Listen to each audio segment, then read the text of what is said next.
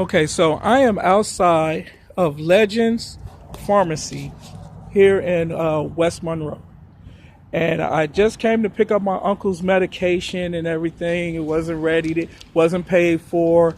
I called Family First Choice to see about paying for the medication. I had a very unpleasant conversation with the supervisor over there who showed no concern whatsoever that my uncle has been missing his medication or needs his medication. They're concerned with their check. They can't get paid if my uncle isn't there. And that's the bottom line. That's what they're worried about. But anyway, what this woman decided to do is incredible to me. They have my uncle's Social Security check that is supposed to pay for his medication. The expensive medication was the $51 for his books that he needed. So when I got off the phone with the lady, she did not pay that. She paid $6 and something for another medication, which the pharmacy released to me, but did not pay for all of his medication because she said that they're probably going to release him. So whether you release him or not, he needs his medication. Whether you release him or not, that's his money that you're holding. Whether you release him or not, you have the responsibility to pay for this medication right now with the money that he has right now that you have in his possession. So why would you? And I'll let you listen to the phone conversation where she said she couldn't pay for the medication over there. They don't use a personal debit card. My uncle doesn't have a debit card because we didn't give him an ID. She made it very clear that she would have to come down here and pay for the medication. That is a lie. They paid for the $6 portion of the medication and did not pay for the $51 portion of the medication. Somebody please make that make sense to me. If you could have paid for the medication, it's not your money. It's his money. So why would you pay for part of it and not all of it? How can an adult come to that decision? How do you rationalize that? Even if you have to hash it through with the family and fight about whatever fight is going to happen next, if you pay for part of it, you could have paid for all of it. They did better not to pay for none of it and say that they didn't know what to do until they had them in their custody. At least you could somewhat understand that. But to make a decision to pay for the $6 portion of the medication and not pay for the rest, you have to ask, what's going on here? Why would you make that decision? And what's going to happen to my uncle's money after you discharge him?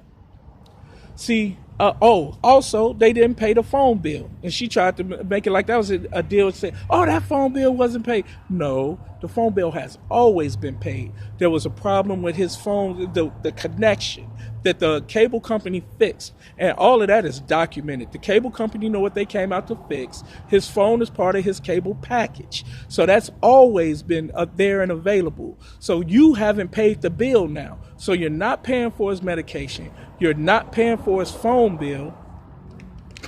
This is ridiculous. It's very frustrating. These people are very unprofessional. I recorded the conversation so you can hear the conversation between me and this person and see how unprofessional they are. And this is the most bonehead decision. I don't even understand it. To me, I really don't understand it. Because if you was going to steal the $51, why not steal the $57? I mean, I don't get it. That particular decision makes, the most important part.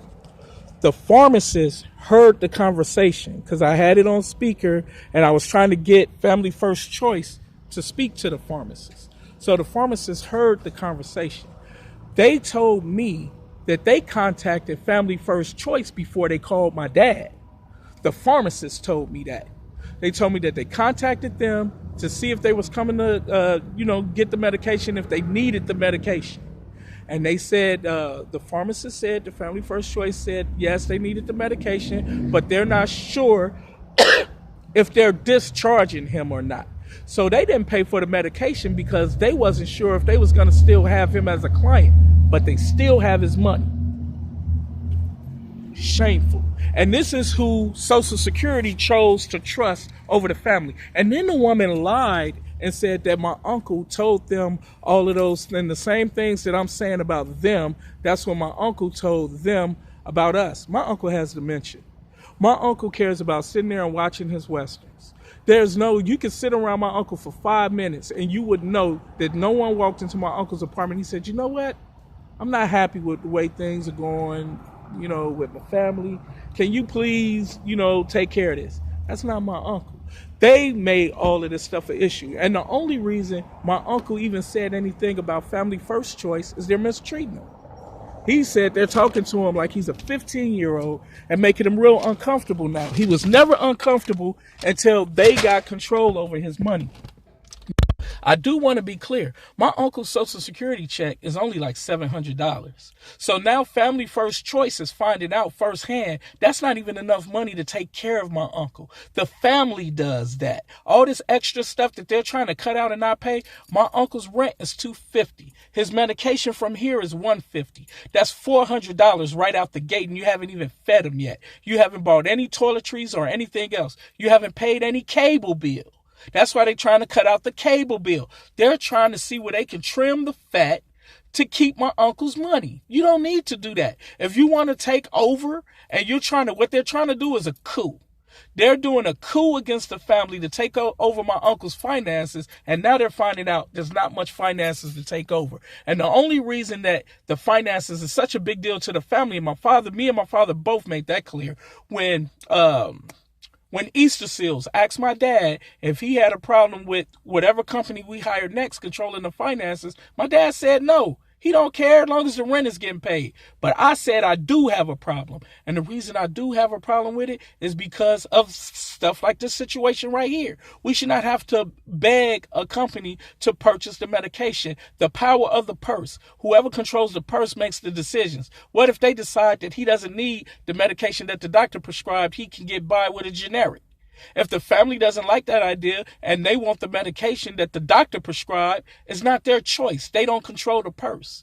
This whole thing started because my dad had a disagreement with Family First Choice over my uncle's diabetic diet, which my uncle's doctor, Dr. Kutnikar, has praised my dad for sticking to that diet and lowered my uncle's diabetic dose from 34, whatever they call it, to 24, whatever it's called. His dose went down from 34 to 24 based on my dad sticking to the diet. Well, if you control the purse, you control the food. There is no argument. And you will treat the family the same way this woman just treated me over the phone. I tried not to. I even told the lady, look, do this part first and then we can argue all day. She don't care if my uncle get his medication or not. What she cares about is she's losing control over a client because my uncle actually has family that's going to go to bat for him and fight for him and stick up for him. A lot of people don't have that. And for those seniors that live here in Monroe, Louisiana, that don't have a family that will go to bat for them, God be with you. I feel sorry for you because this is like pulling teeth.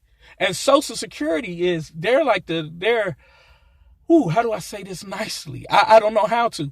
This is the Social Security is treating a family like we're thieves, like we're after my uncle's money. But now, as you can find out, there's no money to go after. $250 for rent, $150 for medication. You still have to buy toiletries. You still have to buy food. You still have to buy cable bill. The money that my uncle gets for Social Security does not run him every month. Sometimes maybe, sometimes not.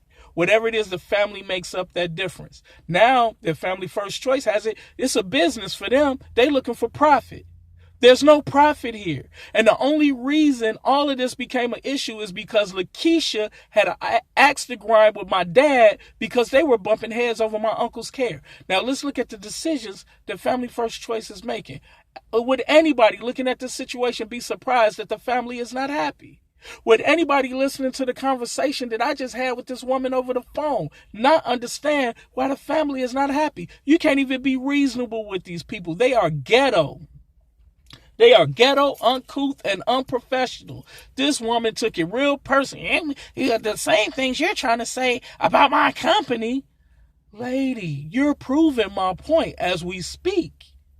I mean, your whole demeanor, your whole attitude, your whole conversation, and the decisions that you make. I sat there and listened to that woman make all those false accusations against my family. And then after she finished, I tried to go into my rebuttal to tell her that that's absolutely not true. And right in, she butts right in. No professionalism. no skills as far as communication. This whole thing, if you look at what their whole thing that they're willing to stick to, like this is the first time since they've come back to trying to say that my uncle said something. And I'm glad that I have that on tape, because anybody that would be around my uncle would know that what that woman just said was an absolute lie. Just based on the fact that you can see that that's not something that my uncle is even, if you're not mistreating him, if you're not physically treating him bad, they're talking to him bad and stuff like that. None of this stuff was an issue for my uncle. My uncle just wanted to watch TV. He didn't know if the rent was paid or not. He has dementia. He's depending on us. He's depending on someone else to take care of him. The only reason all of this stuff became an issue is when Family First Choice took a elderly dementia patient that they care for, so they knew he had dementia, down to the Social Security office to switch his check from going to him to them. That's what started all of this. And then their justification for it was that my dad paid the rent late, which he did. My dad could have did better. But even the people at the property owners, the manager said that my dad never not paid the rent. And these people have policies. My uncle's been there for years, and they have a personal relationship with my dad. They have rules there that I think if you pay the rent late 2 or 3 times, they can ask you to leave. They've never done that with us. So the rent being paid, although I'm not trying to take away the fact that it should have been paid on time, when you got to look at the level of egregiousness. So if him paying the rent late, that's, you should have paid it on time, but you always paid it. Not only did you pay the rent, you took care of everything else that right now Family First Choice is finding out costs more than what his Social Security check provides. My father pays that. So how is he trying to steal money? There's nothing for him to steal. It cost him money from month to month to take care of my uncle. And now Family First Choice knows that. So anyway, this is like pulling teeth. I don't know what happens next, but we'll figure it out.